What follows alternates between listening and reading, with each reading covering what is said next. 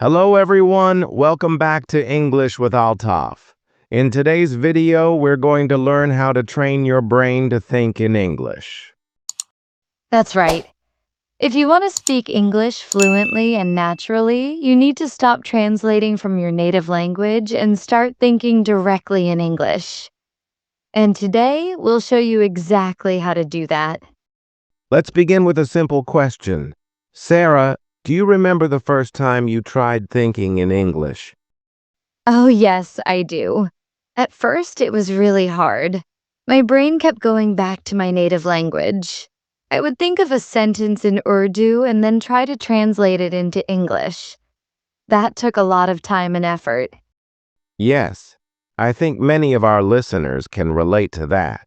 When you think in your own language and try to translate, it slows you down.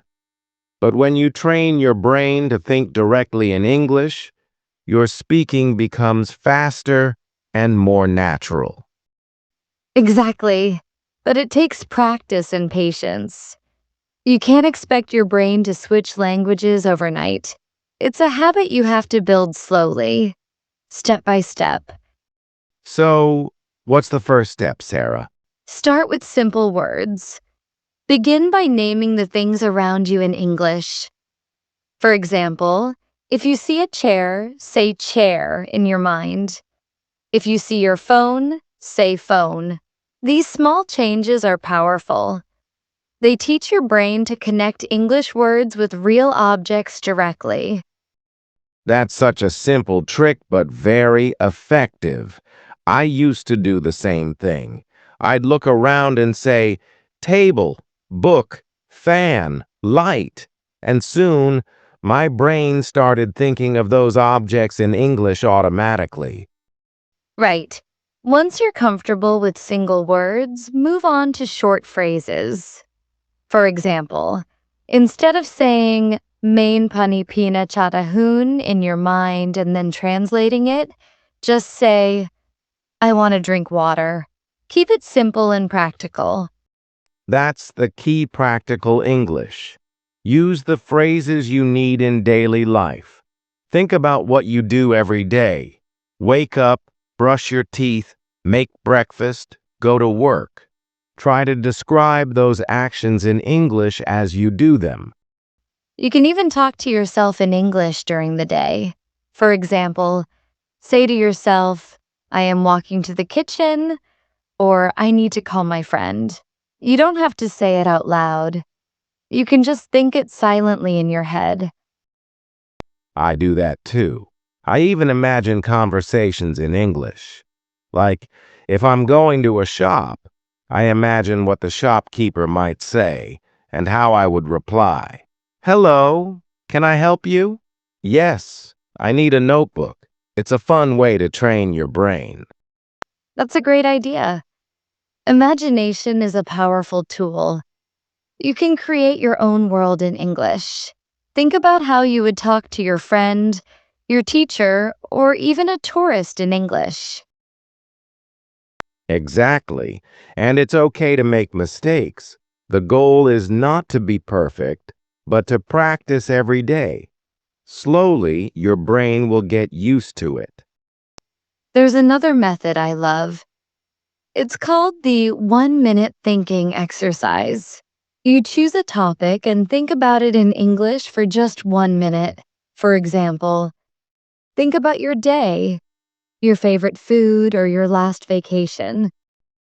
That's a smart trick.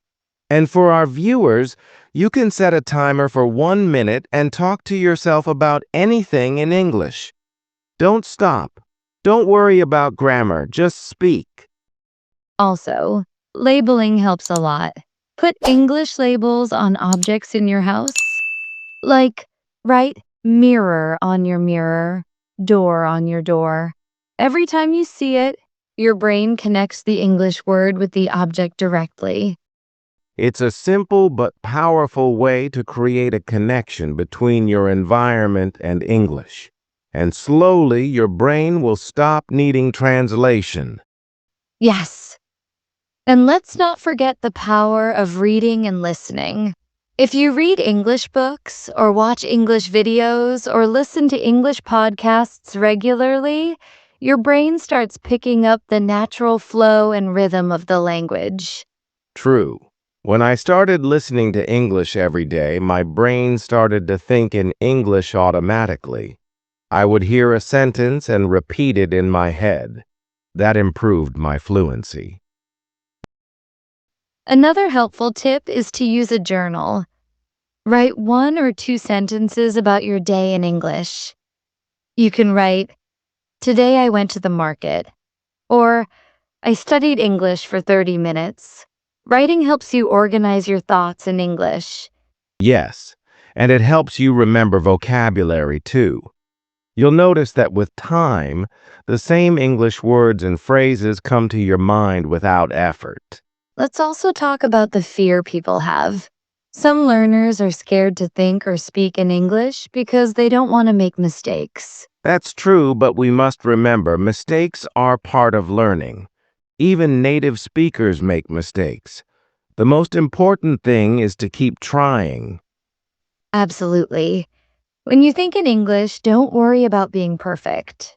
Just focus on expressing your ideas. With time, your grammar and vocabulary will naturally improve.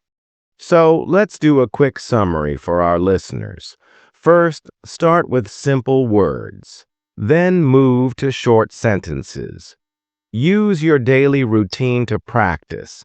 Imagine conversations. Talk to yourself. Label things. Read, listen, and write in English. And most importantly, don't be afraid to make mistakes. Well said, Adil.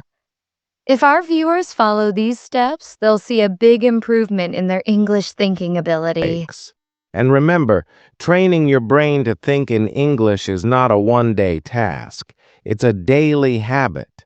The more you do it, the faster you will improve. So keep going and don't stop. Practice every day, and soon you'll find yourself thinking in English without even trying. That brings us to the end of today's conversation. Let's remind our listeners what we learned. Today, we learned how to train the brain to think in English.